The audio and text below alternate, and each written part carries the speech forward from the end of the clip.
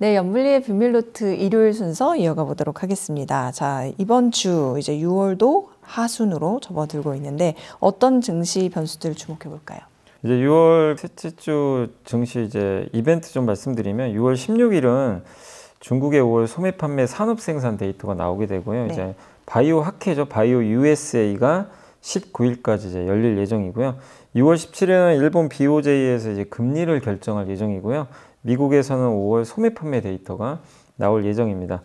그 6월 18일은 미국의 그 FOMC가 열려서 이제 금리를 결정할 예정이고 6월 19일은 미국은 휴장입니다. 그 노예 해방 기념일이라고 합니다. 그래서 그날 휴장이고 영국 BOE는 금리를 결정할 예정입니다. 6월 20일 금요일은 이제 중국의 6월 기준금리입니다. 중국의 대출 우대 금리가 결정될 예정이고요.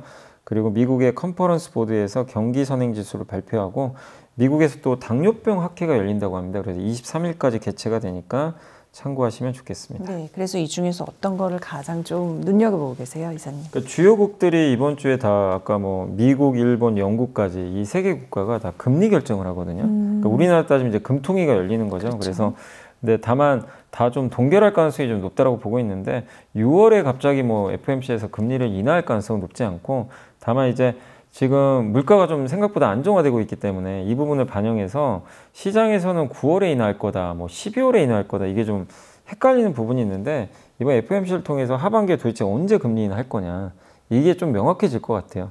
그래서 연준의장이 그 어떤 신호를 주지 않겠냐. 사실 연준의장도 지금 되게 힘든 게 트럼프 대통령이 매일 SNS에 금리 좀 낮추라고 정말 엄청난 압박을 하고 있거든요. 심지어 그냥 파웰 의장은 멍청이라고 그랬어요. 그러니까 저는 와 대통령이 참 저런 말도 하는구나. 뭐 누구한테는 짐승이라고도 네. 표현했는데. 그러니까 이제 굉장히 압박하는데 파웰 의장은 그런 거에 또 흔들릴 사람은 사실 아니긴 하지만 어쨌든 압박을 하고 있습니다. 그래서 과연 거기에 흔들려서 금리 인하를 좀 빨리 할 수도 있는 거기 때문에 한번 지켜보시고 일본은 아마 동결할 것 같고요. 그리고 이제 미국의 또 제일 중요한 게 미국 사람들이 지금 이제 관세나 이런 것 때문에 소비 지출 줄이면 또 되게 무섭잖아요. 네. 경기가 소매 판매 데이터가 실제 나오거든요. 그래서 소매 판매 데이터를 이번 주에 좀 상당히 중요하게 보시면 좋겠고 마지막으로 바이오 학회들이 열리니까 또 우리나라 기업들이 또 참여하는 부분도 있으니까 바이오 학회가 2개나 열리잖아요. 그래서 그런 일정과 기업들의 어떤 데이터가 나오는지도 확인해 보시면 좋겠습니다. 네, 어제 반도체 미국 증시에서 반도체 얘기를 좀 했었는데 이 관련해서 이번에 메모리 반도체에 대해서 시티증권에서 긍정적인 의견 제시한 게 있는데 이 내용 좀 살펴보고 싶고 그렇다면은 삼성전자와 SK하이닉스 모두 긍정적 관점인가요? 그 시티증권이 사실 우리나라 메모리 반도체를 되게 좀 잘 보더라고요. 예. 그러니까 모건 스탠리는 아시겠지만 좀 저승사자 같은 느낌이 항상 안 좋게 좀 써가지고 네. 근데 시티증권은 좀 냉정해요. 뭐 좋을 땐 또 좋게 쓰고 안 좋으면 안 좋다고 또 쓰긴 하는데 근데 이번에 내용은 상당히 좋습니다. 이유가 결국 공급 부족이에요. 공급이 좀 부족할 것 같다. 수요도 수요지만 하반기 글로벌 메모리 공급 부족이 심화될 것 같다. 또 최근에 구형 반도체죠. DDR4 이거를 네. 이제 거의 생산을 다 중단할 가능성이 높아졌죠. 중국마저도. 그러다 보니까 메모리 반도체 가격이 공급 부족으로 실제로 이제 급등하고 있습니다. 그리고 지금 AI 학습이 끝나고 추론 쪽으로 좀 가잖아요. 그런 쪽에서 HBM도 되게 중요하지만 추론 모델 중에는 맞춤형으로 HBM 말고요. GDDR7이라는 또 이제 그래픽 이제 GPU 옆에 붙어 있는 메모리가 또 따로 있거든요. 옛날에는 사실 이것만 썼어요. 그러다 이제 몇 년 전에 AI 시장 열리면서 HBM이 등장해가지고 이 수요를 이제 잠식했지만 GDDR7도 결국엔 같이 가지 않겠냐. 예, 왜냐하면 경량화 모델들도 많이 나오니까 그러면 사실 이 GDDR7 수요가 늘게 되면 이건 삼성한테 좀 유리합니다. 왜냐하면 삼성은 지금 엔비디아에 여전히 지금 통과가 안 된 상태거든요. HBM이 경쟁력이 많이 떨어져 있는데 이쪽 부분에서 오히려 또 삼성도 경쟁력이 있어서 긍정적이다 이렇게 보고 있고 그 다음에 지금 애플 아이폰에 대한 실망, 그러니까 애플에 대한 실망이 너무 크잖아요. 이번에 세계 개발자회의가 열렸는데 사실은 AI에서 뭐가 보여준 게 전혀 없어요. 그래서 많은 분들이 또 실망했는데 다만 아이폰 17이 이제 나오죠. 나오는데 이게 D램이 업그레이드 된대요. 12GB로. 원래 8GB 썼거든요. 이러면 D램 자체가 이제 용량이 증가하니까 이것도 호재가 되겠죠. 그래서 이런 부분들 수요도 어느 정도 증가하지만 공급이 좀 계속 줄어들면서 가격이 좀 괜찮을 것 같다. 그래서 삼성전자, 하이닉스 모두 다 매수 추천을 재확인했다. 라고 보시면 되겠습니다. 그래서 CT에서는 여전히 한국의 메모리 반도체를 좀 좋게 보고 있다라고 보시면 좋을 것 같습니다. 진짜 지난주 연블리의 비밀노트에서 어떤 엔비디아 납품 관련해서도 좀 희망적인 얘기를 해주셨었잖아요. 근데 그게 좀 안타깝게 지금 아직도 좀 쉽게 안 되는 것 같아요. 저는 좀 빨리 됐으면 좋겠는데 그 외신 보도가 좀 나온 게 몇 개 있어요. 이번에도 바로 들어가기 좀 어려울 것 같다. 이번에도. 삼성은 아무 얘기 안 하지만 이제 외신 보도가 자꾸 그렇게 나오더라고요. 그래서 또 막 늦어지는 거 아닌가? 참 쉽지 않네요. 지난번 진짜. 말씀 이후에 지금 그러니까 이번 지난주였죠. 지난주 이제 그래서 원래 목표가 6월 말이에요.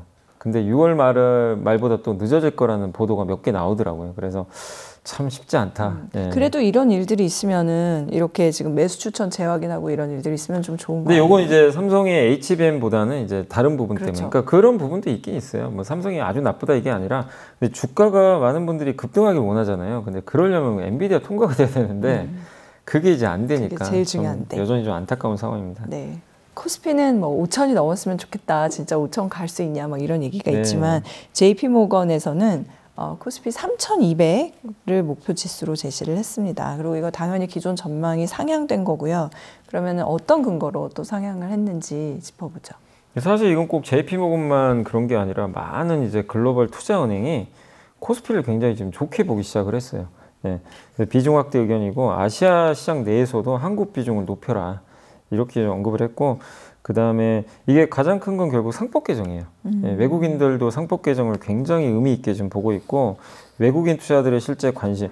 그러니까 이게 이 외국인들이 투자할 때 국내에도 문의해서 오는 경우도 있지만 이런데 이제 JP모건 같은 데도 문의를 하겠죠. 펀드 매니저들이 진짜 한국 변하는 거 맞냐 이런 문의들을 할 거거든요.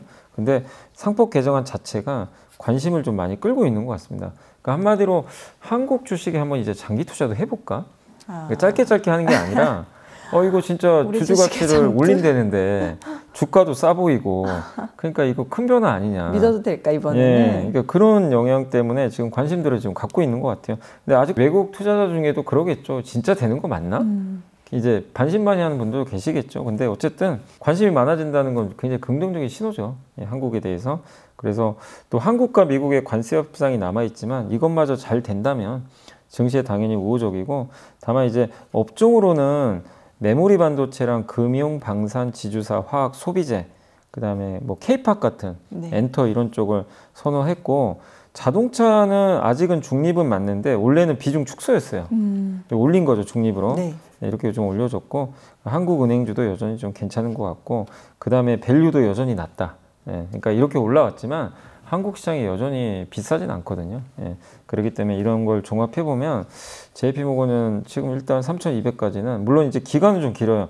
목표를 12개월 목표로 했기 때문에 3,200까지 이제 1년 안에 상승할 수 있다고 좀 전망을 했는데 정말 이것도 격세지감이죠. 우리가 뭐 외국계에서 3,000 이상을 이게 제시한다는 건 정말 불과 한 달 전만 해도 쉽지가 않았던 내용인데 그 한 달이 지났는데 갑자기 이제 3,000이 그냥 기본이 돼버리는 그런 상황이 나왔고 물론 정말 많은 분들이 지금 이재명 대통령의 이제 얘기대로 진짜 5,000 갈 수 있나 이거에 대해서도 당연히 반신반의 할 수밖에 없어요. 그래도 일단 앵커링을 딱 거기 걸어놓으니까 그러니까 그걸 이제 3,000이 걸어놓은 거죠. 그래서 이제 3,000이 아니라 많은 분들이 5,000 보고 계실 것 같긴 한데 굳이 3,000 갈 거면 내가 지금 왜 하냐 이거죠. 2,900인데 100포인트밖에 안 남았어요. 그럼 3,000 보고 투자하신 분은 없어요. 이 상황에서는. 그죠? 그러니까 이제 앞으로는 5,000인데 그 5,000은 물론 쉬운 게 아닙니다. 당연히 기업도 성장도 해야 되고 상법 개정을 뛰어넘어서 이제 기업들의 적극적인 동참도 필요하기 때문에 시간이 걸리겠지만 그 5,000을 갈 수 있는 뭔가 토대 중에 하나가 제일 중요한 게 상법 개정이거든요. 그래서 어떤 분은 이제 최근에 인터뷰한 분이 있는데 그렇게 표현하시더라고요. 그 지배구조에 이제 되게 관심 많은 이제 그 한 대표님인데 그분이 그 얘기를 하셨어요. 약간 이게 이 상법 개정이라는 게 된다고 갑자기 5,000 가는 게 아니라 그거래요. 우리가 이렇게 건강기능식품도 먹고 굉장히 몸에 좋은 걸 많이 먹으려고 하잖아요.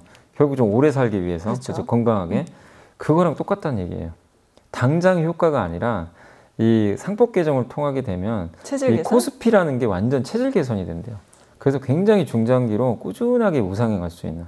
그러니까 단기적인 뭐 처방 받아가지고 몸을 낫게 하고 이런 게 아니라 정말 중장기적으로 내 체질을 바뀔 수 있는. 근데 코스피가 그동안 체질 개선은 사실 안 됐잖아요. 굉장히 안 좋았죠.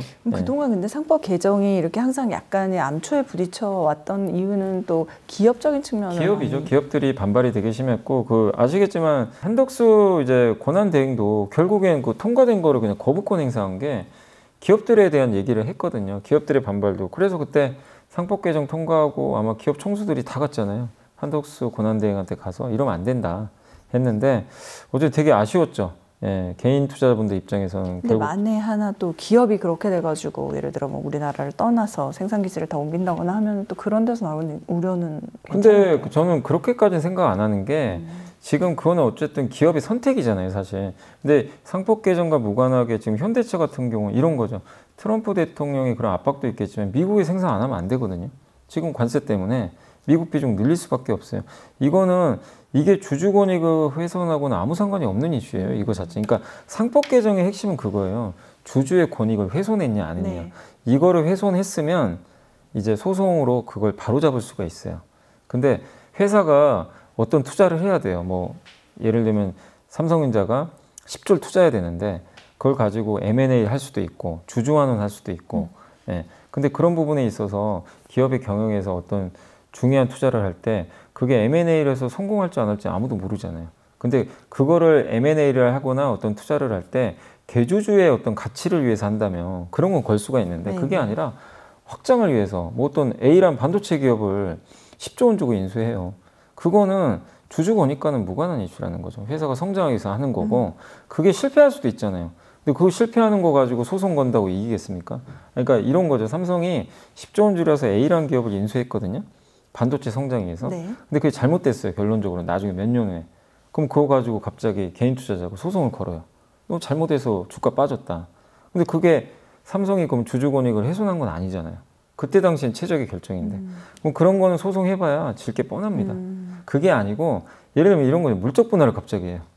예, 갑자기 뜻하지도 않게. 우리가 뭐 봤던 여러 가지 그런 사례처럼 주주 권익을 훼손할 수 있는 아니면 대주주를 위한 뭐 뭔가 승계를 정책, 위해서 예, 너무 그렇게 한다. 그런 걸 건다는 거예요.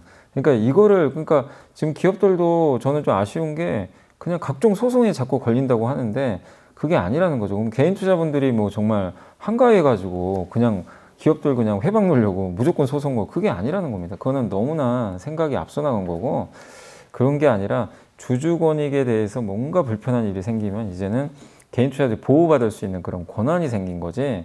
그걸 가지고 그럼 언제까지 그러면 소액주주는 계속 피해만 봐야 돼요. 그거 아니라는 거죠. 그래서 저는 어쨌든 반드시 상법 개정은 통과돼야 되고 그리고 기업들도 그 뭐 사업을 할 거는 하고 네. 예, 대신에 신경 쓸 건 주주 권익이 훼손되는지만 한 번 더 들여다봐라. 이런 관점으로 좀 볼 필요가 있다. 이렇게 말씀드리겠습니다. 네, 잘 들었고요.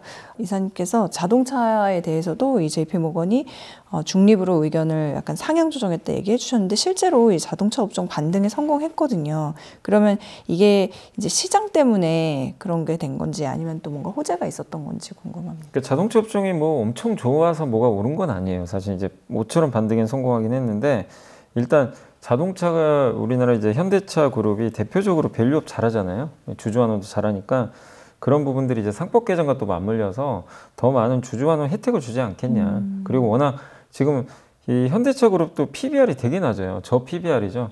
그러니까 이재명 대통령이 당시에 그 후보 시절에 뭐라고 했냐면 저 PBR주는 사실상 퇴출시켜야 된다. 그렇게 좀 강하게 얘기를 했어요. 그러니까 너무 PBR이 낮으면 물론 회사가 이게 뭐 어쩔 수 없는 상황에서 PBR이 낮은 경우도 있지만 아니 저렇게 청산 가치보다 낮은 상태에서 굳이 뭐하러 상장하고 있냐. 그럴 거면 잦은 상태에서 나가라는 얘기예요. 공개 매수해가지고 주가 올린 다음에 그냥 잦은 상태를 하든가 그런 걸 얘기를 한 거거든요. 그래서 저 PBR주들 입장에서는 만약에 이제 그런 공약이 현실화되면 주가를 안 올릴 수가 좀 없는 상황이 되는 거죠. 안 올리면 나가야 되니까. 그쵸. 예, 자진상 필도해야 되니까. 그래서 굉장히 공격적인 거거든요. 사실 어떻게 보면. 근데 현대차 그룹도 전통적으로 지금 너무 PBR이 낮아요. 예. 그래서 아마 밸류 기대감으로 현대차도 일단 그룹도 이제 같이 올라갔다. 이렇게 좀 보시면 되겠고. 그리고 어쨌든 신정부가 들어왔으니까 이제 컨트롤 타워가 생겼으니까 트럼프와 협상에서도 어쨌든 좀 뭔가 좋은 결과물이 나오지 않겠냐. 네. 이런 기대감도 생겼죠.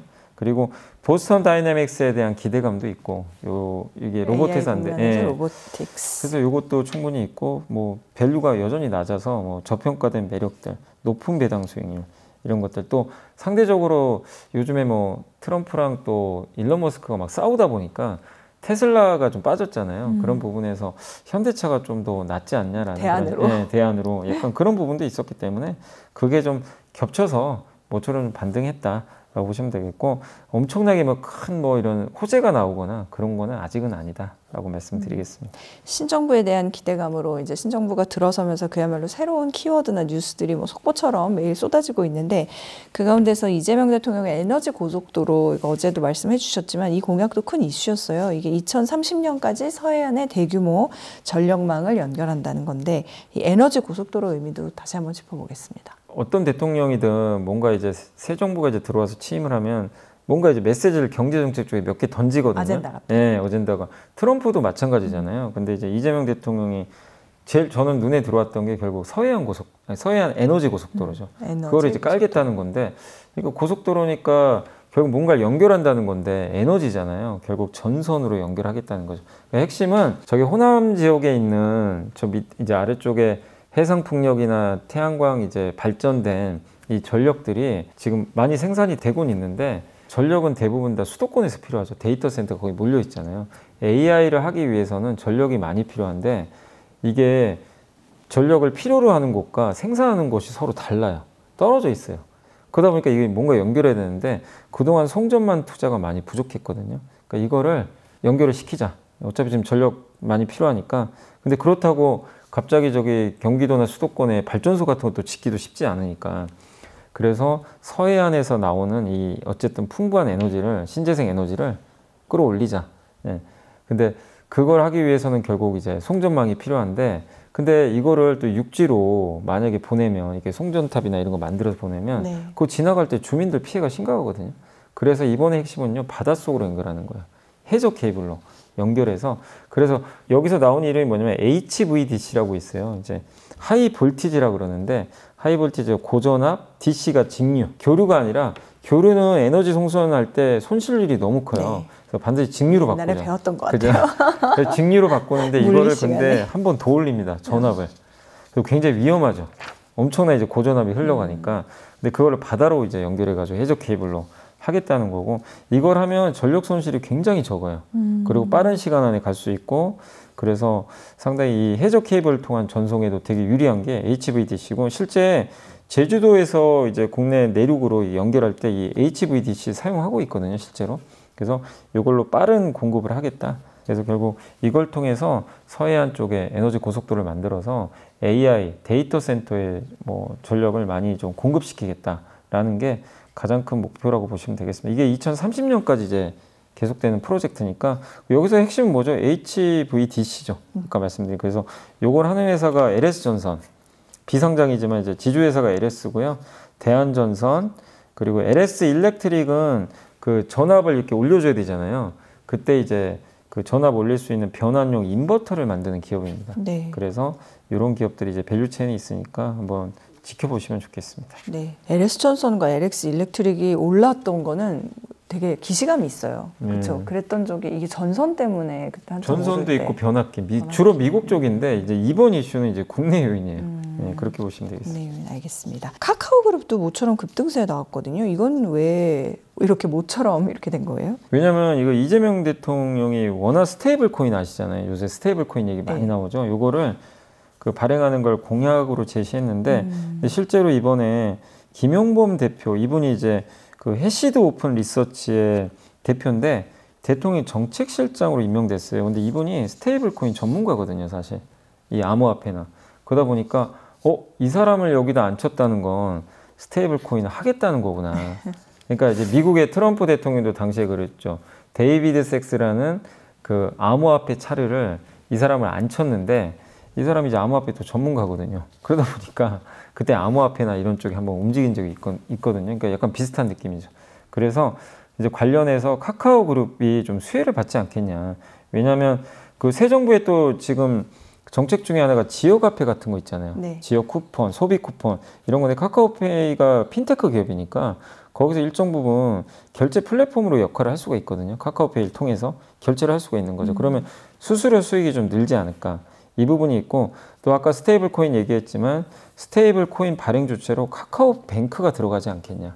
예. 왜냐면 우리나라 또 대표 인터넷 은행 중에 하나니까 가장 큰 기업 중에 하나고 그래서 카카오뱅크랑 카카오페이가 어쨌든 스테이블 코인, 지역화폐 이쪽에 연결될 수 있으니까 이거 정부 정책 수혜주다. 그래서 한번 불이 붙어버렸고요. 거기다 카카오도 그럼 덩달아 가는 거죠. 자회사들이 움직이니까. 그래서 카카오가 정말 이 그룹이 지난주에 정말 뜨거웠거든요. 정말 모처럼 불을 붙였는데. 예. 그리고 카카오도 하반기에 오픈 AI랑 공동 지금 개발하고 있는 게 AI 비서 서비스, 에이전트. 이게 이제 나올 거거든요. 이 부분에 대한 기대감도 남아있죠. 그래서 카카오가 지금 뭐가 좋은 건 아닙니다. 뭔가 실적이 좋아서 가는 게 아니라 내러티브가 내러티브죠. 예, 이게 진짜 실적은 몰라요. 근데 내러티브가 붙으면 일단 처음에 내러티브 붙을 때가 제일 뜨겁습니다.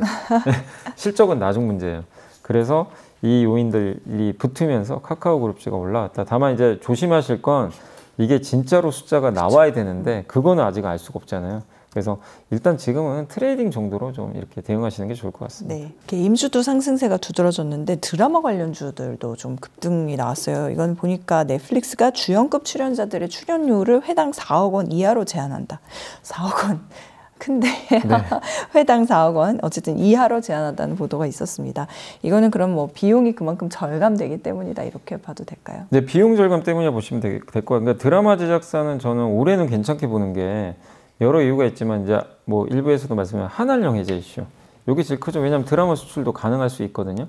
그래서 옛날 드라마를 중국에 수출만 해도 굉장히 많은 돈을 좀 벌 수가 있고 그것뿐만 아니라 앞으로 또 중국과 같이 또 드라마 제작할 수도 있는 거고요. 그러니까 여러 가지 정말 한한령 해제가 되면 이게 열리는 거죠. 중국 시장 자체가. 그 효과를 한번 계속 기대를 해야 되고 그 다음에 지금 추경 예산 집행을 해가지고 하려는 게 뭐죠? 결국 내수 경기 부양이거든요.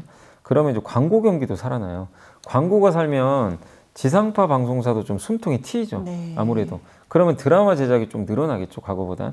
실제 드라마 제작 진짜 많이 줄었거든요. 2022년도에 141편 만들다가 24년도에 100편으로 줄었고 올해는 80편까지 줄 거래요. 이러니 드라마 제작사 좋을 수가 없는 거죠. 근데 광고가 늘어나면 당연히 드라마 제작은 좀 늘게 되니까 이 부분도 호재고 근데 또 한 가지 악재가 이 넷플릭스가 등장하면서 이게 히트를 치면서 주연급 배우들의 몸값이 엄청 비싸졌어요. 막 뭐 회당 막 10억 얘기도 나오잖아요. 근데 이거를 4억 이하로 이제 제한시켜 버리겠다. 넷플릭스에서 좀 보도가 나온 것 같더라고요. 그러면 끝없이 상승하던 배우들의 출연료가 이제 제동이 걸리면 드라마 제작비가 효율적으로 바뀌게 되죠. 네. 그럼 비용은 줄고 판매당 어쨌든 중국 시장이 열리면서 매출 성장도 가능해지고 이런 부분들 나올 수 있기 때문에 드라마 제작사한테 이제 모처럼 좋은 뉴스로 좀 작용했던 것 같아요. 그래서 관련 기업은 뭐 아시겠지만 스튜디오 드래곤, CJEN, SBS 같은 기업들이 움직였고 이게 일회성은 저는 아닌 것 같다라고 생각은 하고 있습니다. 알겠습니다. 자, 일회성은 아닌 것 같다. 그럼 역시 추세로 이거는 보면 좋을 것 같고요. 자, 올해 하반기 뭐 금 요즘 다시 오르고 있습니다만 금보다는 좀 구리가 낫다 이런 의견이 또 있는 것 같아서 구리를 그럼 투자 관점에서 매력이 있다고 보시나요? 사실 금이 그렇게 오를 동안 구리는 많이 못 올랐거든요. 이제 경기에 좀 민감하고 중국 경기도 안 좋고 이러다 보니까 그랬는데 그래도 이제는 구리도 좀 저도 괜찮다고 보는 게 사실 우리가 지금 계속 AI 얘기하지만 이게 한번 생각해 보세요. AI에 구리가 없으면 못합니다. AI를. 할 수가 없는 게 일단 기본적으로 데이터 센터에 구리가 다 들어가요. 그 우리가 아까 에너지 고속도로 얘기했잖아요. 네. 그거 다 케이블이 뭐죠? 구리죠, 구리. 예, 구리 없으면 이 전력 연결 자체가 안 되는 거죠. 데이터 센터 안에도 다 전력이 필요하니까 이 구리가 필요한 거고 또 거기 들어가는 엔비디아의 그 블랙엘 칩 있잖아요. B200 여기 GPU에 총 3.2km가 넘는 5,000개 이상의 구리 케이블이 또 들어간대요. 그러니까 구리가 없으면 어떻게 보면은 AI를 또 할 수 없는 그런 상황이 펼쳐지는 거죠. 거기다 신재생 에너지 하려면 구리도 당연히 많이 필요합니다. 전기차, 해상풍력, 육상풍력, 태양광, 원전에도 많이 들어가거든요. 그러니까 구리가 없으면 친환경 산업도 할 수가 없는 거죠. 어떻게 보면. 그래서 근데 또 한 가지는 공급이 적어요. 구리 매장량은 전 세계에 분포되어 있는데 이게 정제 및 가공은 대부분 중국이 많이 하거든요. 중국이 꽉 잡고 있어요. 그럼 이건 또 구리는 안보가 들어가요. 그렇게 되면. 중국이 공급망을 쥐고 있으니까. 그래서 그 중국의 이런 공급망 때문에 공급 자체가 늘기가 좀 쉽지가 않아요. 전체적으로. 공급망이 이렇게 제한되면요. 공급 자체가 줄어드는 효과가 생기거든요.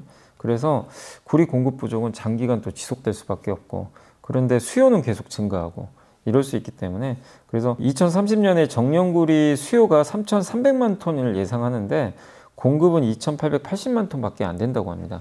그래서 구리 가격은 중장기적으로 오를 가능성이 높다. 이런 부분을 좀 볼 필요는 있고요. 또 여기에 중국도 지금 이제 경기 부양 시작하니까 이 부분도 호재로 작용할 것 같습니다. 그래서 구리 산업을 계속 눈여보시고, 가장 대표적인 기업들 몇 개만 좀 소개해드리면, 네. 국내에서는 이제 풍산이 있고요. LS가 자회사 LS M&M이 있어요. 여기 통해서 이제 구리 정제 사업 하고 있고, 제가 아마 작년에 말씀드렸던 것 같은데, 그 일진전기 혹시 기억하실지 모르지만 전선 회사들이 구리 가격 오르면 바로 가격을 전가시켜 버립니다. 그래서 일진전기도 그런 쪽에서 수혜를 받을 수가 있고, 그다음 미국 기업에서는 프리포트 맥모란이라고요. 구리 광산 채굴 업체예요. 이 회사가 있고, 서던 코퍼라는 회사도 있습니다.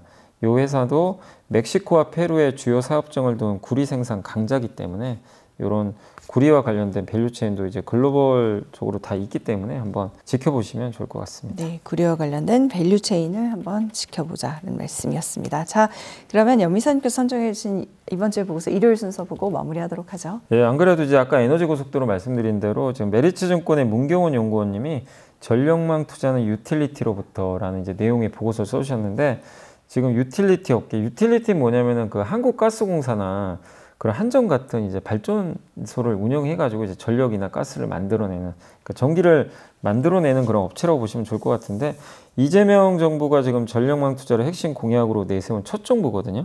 그래서 근데 이 아까 에너지 고속도로 조금 누가 투자를 하냐면 한전이에요. 그러니까 한전이 돈을 못 벌면 할 수가 없는 사업이죠. 네. 그래서 전기요금 오를 가능성이 좀 높아요. 근데 이번에 동결했거든요.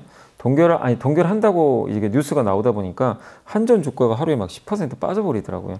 근데 결국엔 할 수밖에 없다. 예, 이렇게 보시면 되겠고, 그리고 왜 전력망이 하두냐면 아까 말씀드렸지만 지난 10년간 발전 설비가 154% 증가를 했대요. 발전소는. 송전 설비가 26%밖에 증가를 못한. 이게 그러면 송전망이 투자가 제대로 안 된 거죠. 다 연결을 시켜야 되기 때문에. 그래서 이게 지금 어떻게 보면 이 송전 설비에 대한 과소 투자 때문에 호남 지역 같은 경우는요, 오히려 전기가 이게 남아돈대요. 남아서 일부는 버리는 경우도 발생한다고 합니다. 근데 이거를 이 남는 전력을 수도권에 보내면 되게 좋잖아요. 그쵸. 근데 그게 안 되는 거죠. 부족해서.